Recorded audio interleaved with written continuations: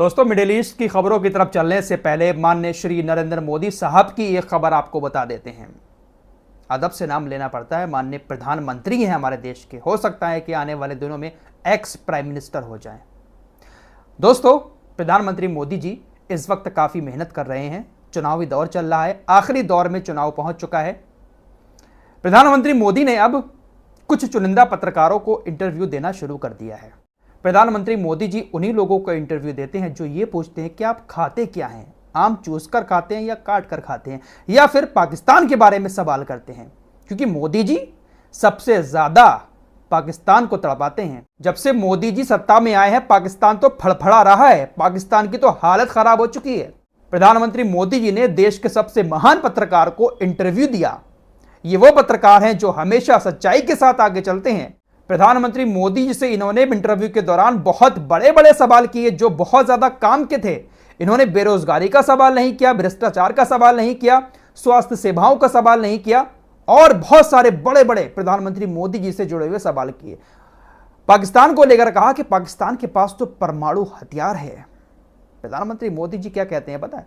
अरे उनकी ताकत को तो मैं लाहौर जाके चेक करके आया हूं खुद, कितनी ताकत है पाकिस्तान के पास। अरे वहां पर तो लोग हाय अल्लाह तौबा कर रहे थे कि बिना वीजे के मोदी पाकिस्तान में कैसे आ गया। वहां के लोग हाय अल्लाह तौबा कर रहे थे।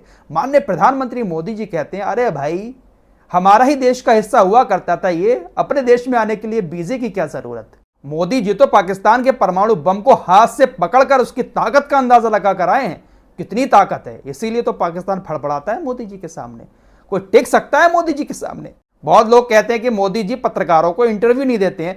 ऐसे महान पत्रकारों को इंटरव्यू दे रहे हैं ना, जहां पर सिर्फ और सिर्फ पाकिस्तान, हिंदू मुसलमान, इसी तरह के सवाल मोदी जी के सामने रखे जाते हैं। फिलहाल चुनावी दौर चल रहा है और आखिरी दौर में चुनाव पहुंचने वाला है। रिजल्ट अगले महीने पता चलेगा कि इंडिया पाकिस्तान, हिंदू मुसलमान किसके कितना काम आया। आइए मिडिल ईस्ट की खबरों की तरफ चलते हैं। सबसे पहले आपको अल-कस्साम ब्रिगेड का स्टेटमेंट दिखाना चाहता हूं जो कल के हमलों को लेकर किया गया है। अल-कस्साम ब्रिगेड ने कहा कि एक जटिल ऑपरेशन में हमारा मुजाहिदीन एक ज़ायोनी पैदल गश्ती दल पर रात में घात लगाकर हमला करने में कामयाब रहा, जिसमें 10 इजरायली सैनिक शामिल थे। उन्हें राडिया आईडी से निशाना बनाया गया और हथगोले फेंके। उन सैनिकों को जब बचाने के लिए बचाव दल पहुंचा तो हमारे मुजाहिदीन ने उन पर शबाब EFP का विस्फोट किया, जिससे उत्तरी गाजा पट्टी में बेत हनौन के उत्तर में कृषि स्कूल के पास दोनों बलों के बीच मौत और घायल होने की पुष्टि हुई। हमास लगातार इजरायली सैनिकों को गाजा के अंदर निशाना बना रहा है। हमास इजरायली सैनिकों को निशाना बनाने की तस्वीरें भी जारी करता है। हमास के स्नाइपर ने इजरायली सैनिकों को दूर से कई सैनिकों को निशाना बनाकर मार दिया। 3 सैनिकों की मौत तो इजराइल ने कबूल की है कि हमास के स्नाइपर ने हमारे 3 सैनिकों को मारा। लेकिन हमास इजराइल को इस वक्त रोजाना गाजा के अंदर एक बड़ी चोट दे रहा है और रोजाना इजराइल के सैनिक गाजा के अंदर मारे जा रहे हैं। इजरायली सेना के पास आज भी मैकडोनाल्ड की तरफ से स्पेशल मील भेजी जा रही है जंग के मैदान में। कुछ फोटो सामने आए हैं। जैनिन का यह शरणार्थी शिविर है जिसको इजराइल ने हमले करने के लिए एक चौकी में तब्दील कर दिया था। इसका इस्तेमाल, इस घर का इस्तेमाल इजरायली सेना चौकी के रूप में कर रही थी। और यहां पर देखिए कितने मजे से ये लोग मैकडी की मील खा रहे थे। जंग के मैदान में भी मैकडी इनको पूरी सर्विस दे रहा है। इजरायली सेना जब इस घर को छोड़कर गई तो वहां पर देखिए कितने सारे रैपर मौजूद हैं। दोस्तों, ईरान के राष्ट्रपति इब्राहिम रईसी की मौत के बाद कुछ ऐसी वीडियो सोशल मीडिया पर आई जहां पर लोग जश्न मना रहे थे, पटाखे फोड़ रहे थे, लेकिन गिनती बहुत कम थी।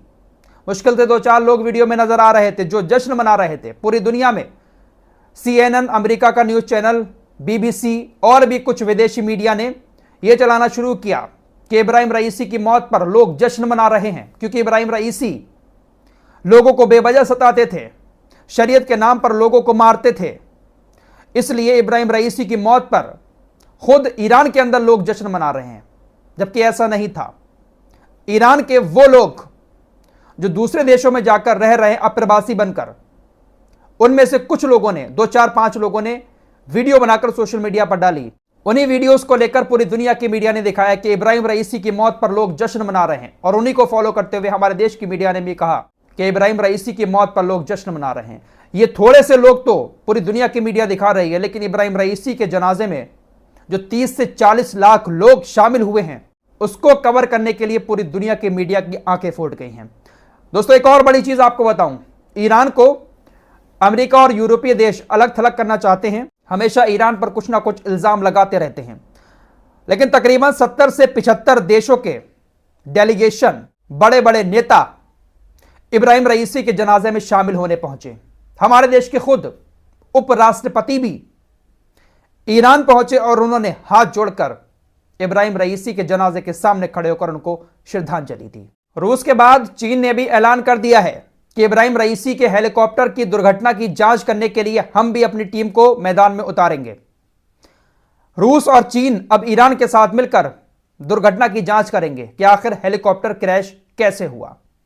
सवाल बहुत सारे उठ रहे हैं क्योंकि ऐसी बहुत सारी खबरें सामने आ रही हैं कि जिस दिन हेलीकॉप्टर उड़ा था मौसम एकदम साफ था, लेकिन अचानक से क्या हुआ कि मौसम खराब हुआ और इब्राहिम रईसी का ही हेलीकॉप्टर अचानक से 1 से 1.5 मिनट के अंदर गायब कैसे हो गया।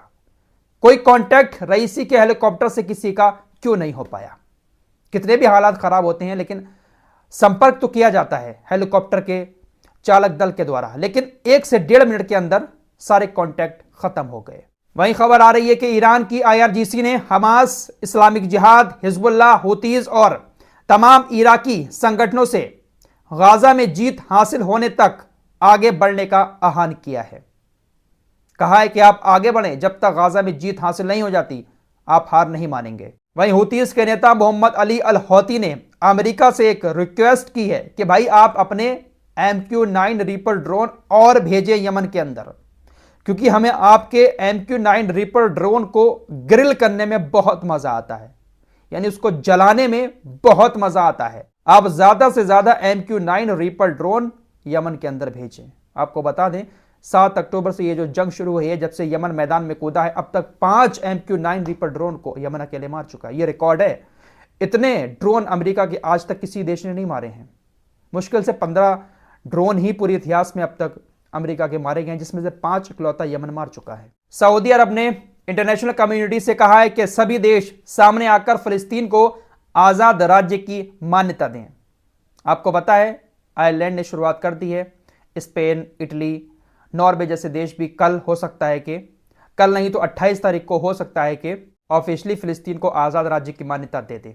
सऊदी अरब ने भी पूरी दुनिया से आह्वान किया है कि जल्द से जल्द सभी देश सामने आकर फिलिस्तीन को मान्यता दें। खबर हिजबुल्लाह की तरफ से आ रही है। हिजबुल्लाह ने इजरायली सैन्य अड्डे पर हमला किया। गाइडेड मिसाइल की चपेट में आने से रुबैसत अल करन में इजरायली सैन्य अड्डे पर आग लग गई। हिजबुल्लाह भी खाली नहीं बैठा है, रोजाना कुछ ना कुछ हमले वो इजराइल की तरफ कर ही देता है। फिलहाल इस रिपोर्ट में इतना ही। मिलते हैं कुछ और लेटेस्ट अपडेट के साथ, तब तक के लिए अपना ख्याल रखिएगा। अल्लाह हाफिज।